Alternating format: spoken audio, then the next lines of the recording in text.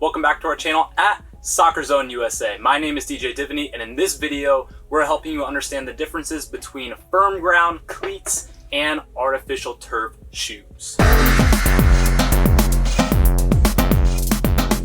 Today, many players, youth through adult, play on artificial turf, but sometimes it's hard to understand when we need this type of shoe with lower stubs and this type of shoe with regular studs on the bottom to grip the turf.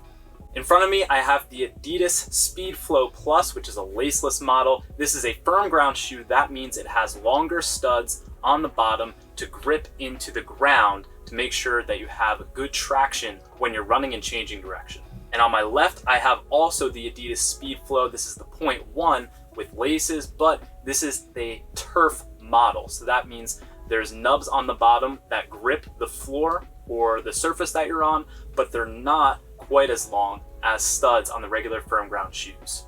As always, the advice you may hear in this video is really based on my personal playing experience and coaching experience. So make sure that you do your own research as well, and you try on shoes yourself to make sure you know what is the best fit for you, for your style and your performance. So what are the differences between these two shoes?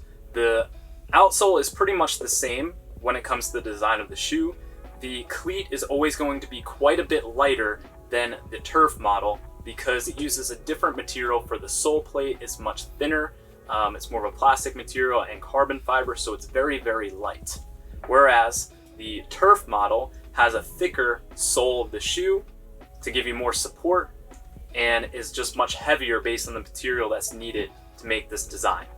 The texture of these shoes on the outsole is slightly different, but they're still very similar because it is the same model. However, one is 0.1 and one is plus with no laces. So outside of the weight, the texture, and the material, the main difference is the sole plate. On the sole plate of the firm ground, we have these very clearly designed studs that are made to enhance your ability at changing direction and gripping the ground.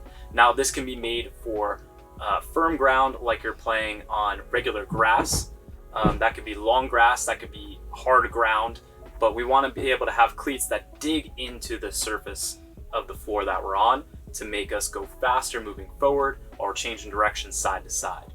You can also use these on artificial turf, the ones that have the rubber pellets in it, and it'll give you the same effect. I prefer as a player when I'm playing at a high level to wear cleats as much as possible if the conditions are right, if the surface is right, because it's gonna be the lighter shoe. I'm gonna have a better touch and change of direction. I'm gonna have better explosiveness in my speed because these studs really grip into the ground and make it easier to build friction between my foot and the floor. On the other hand, artificial turf shoes are great for when the turf is much lower or you're playing on carpet or astroturf where there's no rubber pellets inside that turf. That's going to be much flatter and a much harder surface, and the spikes, the studs on the firm ground cleats aren't going to dig in as well. In fact, you may even slip while you're playing on that type of surface. In that case, the artificial grass or turf shoe is significantly better in that environment. You should absolutely not wear firm ground cleats on hard ground floor. So if you're playing on cement, hardwood floor, don't wear cleats. You're gonna slip, you're gonna fall, you're gonna lose your balance, you're not gonna be able to change direction, and you're gonna ruin the cleats and the surface that you're playing on. For the artificial turf shoes, do not wear these when you're playing on soft ground or longer grass. Although they have the nubs on the bottom and you'll get some traction, when the ground is wet or soft, they're not gonna dig in the way that we need them to. Even if we're playing on artificial turf that has the pellets in it, if it's wet, these might not grip the ground enough and you may slip. However, if it is dry and you're playing on turf with the pellets in it and the turf is normal, it plays like grass, you can choose between the firm ground cleats or the artificial turf. Just make sure that the nubs on the bottom of your turf shoes haven't worn down. Make sure they're long enough that they're actually going to give you traction when you're changing direction on that turf. But again, I would prefer and recommend using firm ground cleats when you are playing on that artificial grass, as long as it's realistic grass turf. You may also be wondering, since the artificial turf shoes are kind of flat on the bottom, can you wear them for indoor play as well? And the answer to that is you can, but you shouldn't. And the reason why you shouldn't, if you're playing on a futsal court or hardwood floor or a basketball gym or tile or something like that, is these are going to catch. There's actually a lot of friction on this material, so sometimes when you're changing direction or planting your feet or lunging for the ball, this material will actually catch on that surface and you could risk injury in that way. They'll catch on the floor, they'll drag on the surface of that court.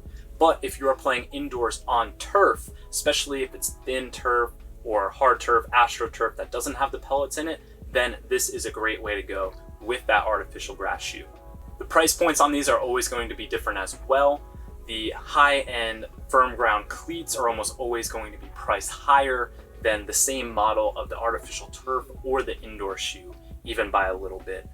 So if price is a concern and you want a specific shoe when you're playing on artificial grass, especially if it's the shorter kind, then go with an artificial turf shoe. You're going to get a great deal there, and you're going to have a lot of support on the sole of that artificial turf shoe on that harder surface. Please let us know if you have any questions in the comments below that we can answer for you or something that we can help you with. Thank you so much for watching this video. Smash the like button, subscribe for more videos, and we'll see you next time.